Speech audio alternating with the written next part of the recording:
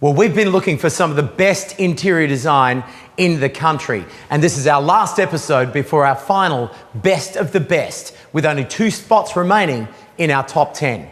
Welcome to Australia by Design Interiors.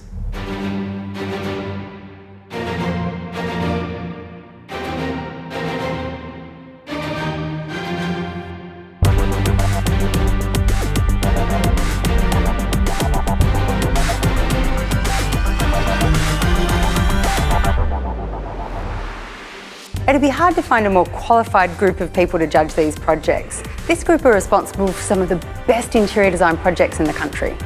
Well, our team of design industry leaders gathered at Top 3 by Design in Sydney are going to be very hard pushed to choose just 2 between this stunning inner city showroom, Angela's family-friendly minimalism, Reno's rock and roll hotel, and the concrete piece of architectural elegance that I am about to show you. The architects FGR have created a wonderful, robust concrete structure that really serves the family well. The palette reflects the minimalist design of the house, using materials such as concrete, glass and timber to create a light-filled, robust family home. Hidden away in this typical Melbourne suburb is this brand new atypical home. And whilst its monastic exterior makes quite the statement, it's inside where the real story gets told. Wow, I tell you what, this house just never ends. How long is this? The house is about 45 metres long.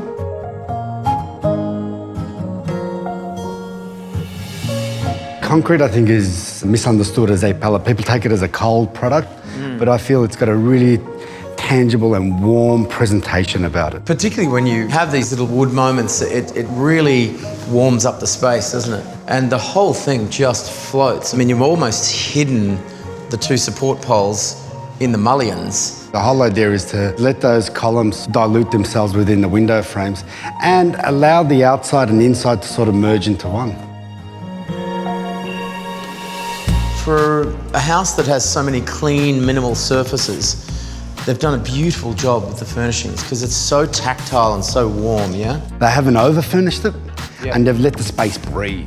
You've got quite a lot of borrowed landscape here too, haven't you? When we came to site, we noticed the surrounding vegetation. Yes. So when placing this precast panel, the intention was to open that slit to allow you to visually connect. Yeah, you're almost bookending it with landscape.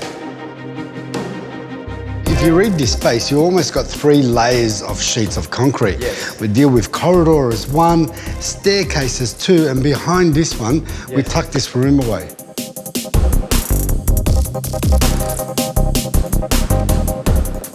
Oh, beautiful.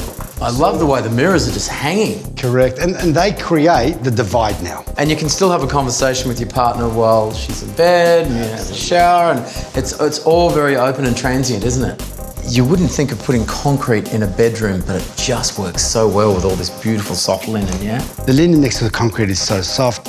In the evening, once the lights go on, it just softens the palette even further. They must have felt incredible moving into this home for the first time, because it was quite a long build period, yeah? It is, and it's quite different from what they're used to. Yeah. So they've maybe come from a conventional home into a 95% concrete and glass combination home. I've got to say, Ainsley, you've done a beautiful job decorating this house. Thank you, I'll take credit for that. I just went with what I liked. So there's a few brands that I like, there's a few styles that I like, and it's a bit of a mix of everything. And we've got elements of metal and leathers and different fabrics throughout the house, but the wood definitely softens it a little bit. Were you surprised when this design was first presented to you? We went to for us asking for a concrete jungle. You asked for a concrete jungle? We sure did. Wow. I love it open, big, spacious. That was exactly what we wanted, so. You waited a long time to move into this house, yeah? It did take a little while, yeah. And was that trying for the both of you? Well, we lived with my mother-in-law while we did it, so you could say that answer is yes. Obviously the family are super happy, but I've got to ask, how did the neighbourhood feel? Because this is a very progressive home in a fairly mid-century neighbourhood, yeah? Well, my response is that we're not designing cars today and mimicking the same design of cars that were 60 years ago. Yeah. So why are we still trying to mimic house designs 6 years ago. We can advance them. Exactly. Right, Yeah, so- this is about advancing. Correct. Well, I've got to say, mate, I'm a big fan of your new frontier. Thank you. Faraz has created a lovely, warm, sophisticated family home using one of the most industrial building products around, concrete. But it's the gentle infusion of natural light, garden, textures, and even colour that has made all the difference. Our hunt for Australia's best interior design is nearly over. Time for Angela to find the secrets behind showroom style. There's lots of things to love about this showroom, but the thing that really stands out to me is the use of colour palettes to zone spaces and really showcase the furniture. Hassel here have created an environment where people can walk in and imagine the furniture in their own home. If you're going to design a place to showcase beautiful design, then the pressure is really on.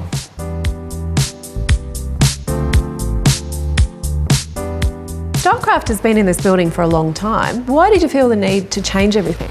Well, we have been in this iconic Melbourne location for over 13 years. This is to really showcase what we can do residentially. So these 2 floors are all about Stylecraft Home. Stylecraft Home, yes, which was a new brand that we launched in Sydney over 2 years ago. We've generally been known for our commercial furniture ranges, and so when the opportunity came to expand into the whole building, we were really keen to bring that concept down to Melbourne. Stylecraft came to us to think about what a new showroom could be for them. We thought about what is home, and home for us is very much a space that is a series of rooms that are interconnected. Each of those rooms offer nourishment or relaxation, an area where people can gather and entertain. So those spaces are all connected to create a beautiful home. So we create these intimate sort of zones within the larger showroom space. So you can really see that you've got a dining setting, you've got a lounge setting, and so it does feel like you would feel at home. Yeah, it's right. We wanted to create intimacy within the space as well. So we wanted to be able to allow people to be able to come in and really get a sense of what those settings could look like in their own space. It's really great because obviously we're starting to talk more to residential clients as well as the commercial clients as well. This screen works really well because it breaks up the space, but it doesn't create a barrier. That's right. Using a mesh, was a really great way to divide spaces up, but allow light to still be able to come through quite easily. It also creates a depth to it as well in terms of being able to use it as a device to divide. And this feels like a little bit like an outdoor space. That's right. So part of the nature of the building, we sort of had these sort of different levels that we had to sort of play with. So these create, again, these intimacy within the space as well. So we've got areas where we can place small settings. And again, we can create these sort of zones within the larger showroom space as well. And it's all really good quality furniture, isn't it? That's right. A lot of the brands that they represent are European. And what that started to do is to start to think about some of the design. What you'll notice is this large piece here. Exactly. Is the portico. So very much the idea of the Italian sort of outdoor-indoor space. And it's used as a linking device to connect the upstairs to the downstairs space. The showroom was already here, wasn't it, when you started? That's right. This actually used to be a nightclub many, many moons ago. And the terrazzo is defined and changes colour, which actually is where the old dance floor used to be. Fantastic. I think the great thing about coming into the showroom is that it always changes. So every time you do come in, the showroom is enabling different pieces to be able to be displayed and set up in different ways.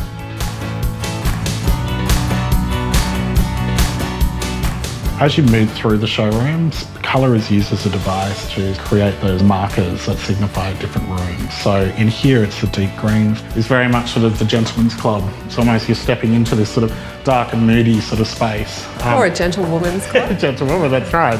So it's much richer, much darker? That's right. We wanted to create that idea that it's almost like a smoking lounge. You sort of come in, you might read a book. It feels a lot more cosy and welcoming as well. Upstairs in the lounge, it's a sort of a dusty blue.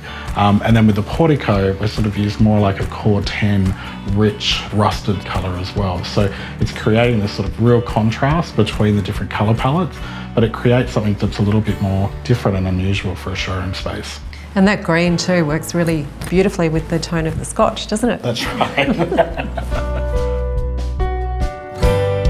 We worked on the project up in Sydney as well for Stylecraft Home, and in Sydney it was a lot brighter. In Melbourne, this was really an opportunity for us to really connect with the local. Melbourne is a lot darker and a lot greyer in terms of the weather and the outlook, so there is a much more sort of a cooler and contrast use of colour as well throughout the showroom space. A bit more European. That's right. Obviously, looking at a lot of the brands that they represent, we started to think about what are some of those architectural devices that we see throughout Europe, and the portico was one of those sort of devices. It sort of talks to sort of the Italian indoor-outdoor and creating the use of terrazzo as well on the floor. We wanted to sort of bring together this idea of sort of, almost holidaying in sort of Italy. And so a lot of the brands to sort of represent that as well. So as someone comes into the space, they feel like this is sort of a connector that draws them down here as well. So we can all pretend we got to go to the Mediterranean last winter. Exactly. As a designer, I love coming here. Not only does it do a great job of showcasing the furniture, but it inspires me and I genuinely feel relaxed and at home. Hassel's design work has turned what was already a pretty great furniture showroom into a destination. It's time to leave the cool confines of Melbourne and head north for a rock and roll tour with Reno. This hotel chain is right through the world and they have done something quite different here. Very arty, bold and huge pops of colour, which I loved. When we walk into a hotel, we sort of know what to expect. Functional, predictable, and let's face it, sometimes a little bit boring. I've come to the vibrant Fortitude Valley here in Brisbane to see if it's possible to design a hotel's interior that is not only functional, but has its own personality and style.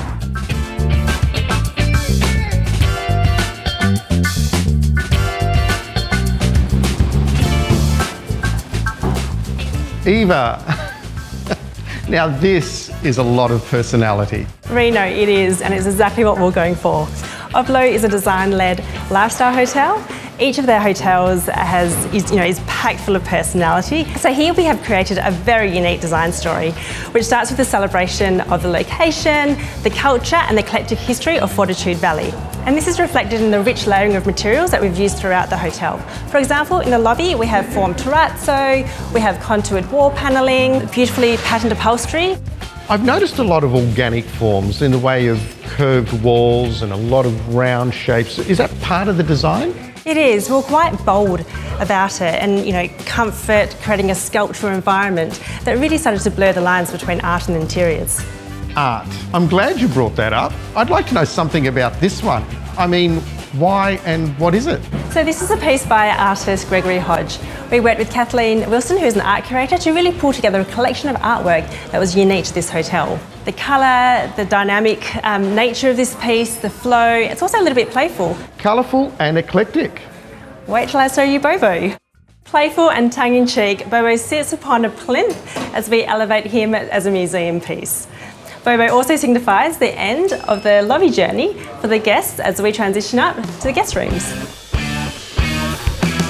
This is rock and roll.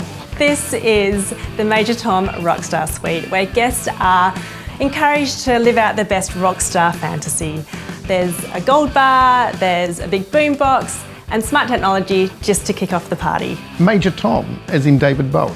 So David Bowie was chosen as muse for the design of these suites because of his influence and innovation across fashion, art, music and general pop culture in the 70s. The 70s was also the most colourful and textual era of rock and roll, so we thought they had really good synergies with Fortitude Valley and the hotel. For example, you can see this in the finishes. We have a walnut timber wall panelling, walnut floors, and also some pretty colourful upholstery that was influenced by David Bowie's fashion. Oh, wow. This is so 70s, Eva. We weren't afraid to oversize and exaggerate the bedhead, use pops of colour, and really showcase a heightened level of 70s luxe. Oh, look, the guests that come through the door is absolutely blown away with what they're experiencing. Such a different experience from the cookie-cutter hotels that you walk into, and it's such a bland experience. But here, they're loving like the eclectic pieces of furniture that's it's designed specifically for this project. They're loving how all the art ties in from all of the rooms have different signature elements. I suppose you're looking at art, colour and rock and roll. What's there not to like? Woods Bagot, in collaboration with the owners Overlook Hotels, have managed to push the boundaries of design with the choice of art, colour and the overall pizzazz. And surprisingly, it really works. This is it, our last story for the year before we hear back from our judges on who will go through to the final. This project by Witz and Bergassian is typical of what they do. The detail in this project is amazing, from the interior joinery to the exterior finishes and walls. In a classic Victorian street like this, you might not expect to see a minimalist family home. But behind this front door is exactly that, and it's gorgeous. The house itself is one of a number of Victorian cottages along the street. We received ours in a pretty derelict condition. We had to redo the floors, we realigned walls. In the end, we just tried to express it in its sort of simplest form. These bricks, these are striking as soon as you see them. The project was designed, I guess, from the beginning with these in mind. The idea was to create a material that would complement the old, but at the same time reflect light through the interior and create a nice, warm, bright interior. So it's very modern, but it still feels very Australian too. Yeah, the idea is to use local materials as much as possible. The blocks themselves is Australian, the black butt joinery and the black butt furniture. And we've also got the Australian garden. The native plants create views both in and out, I guess instills that Australian feel. Design and light are two things that go hand in hand. The large apertures to the east obviously lets in that beautiful morning sunlight, but then we've got small apertures to the west, and that gives a more controlled effect of receiving light. So you clearly have a distinct style in the studio. Very perceptive of you. I definitely think the work that we do is reflective of us, and obviously, down to the way we dress. The client was obviously attracted to, yes, the way that we work, but also our restraint when it comes to architecture and design. And that restraint plays out in the materials as well? Definitely. We really only have 3 materials in the space, so it's concrete, blockwork and timber.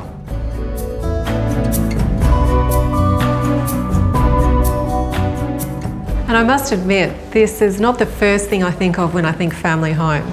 The space feels amazing when you're in here and actually relates to the family and how they live. When we initially got the clients on, they were a couple, just got engaged, they've since had a kid and another one on the way. Hopefully the entire house is flexible enough to be able to be adapted into the future, but I think, one really great example is obviously that second living room, which was originally sort of an afternoons, Friday night knockoff sort of space for the couple, but has since turned into a nursery. So that's a really great example of how the perceived sort of reduction of the architecture can be morphed into something sort of more functional for the family.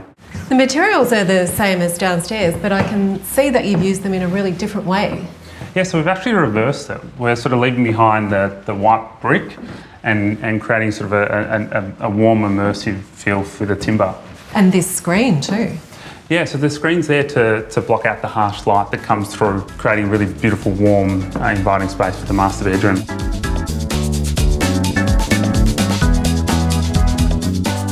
So as we arrive into the master bedroom, it's a really different space to what is downstairs, and it's a nice, really warm and inviting. It's a space that sort of looks to sort of, I guess, hug you as you come in. The beautiful warm timber on the floors and walls really give it a nice sense of space.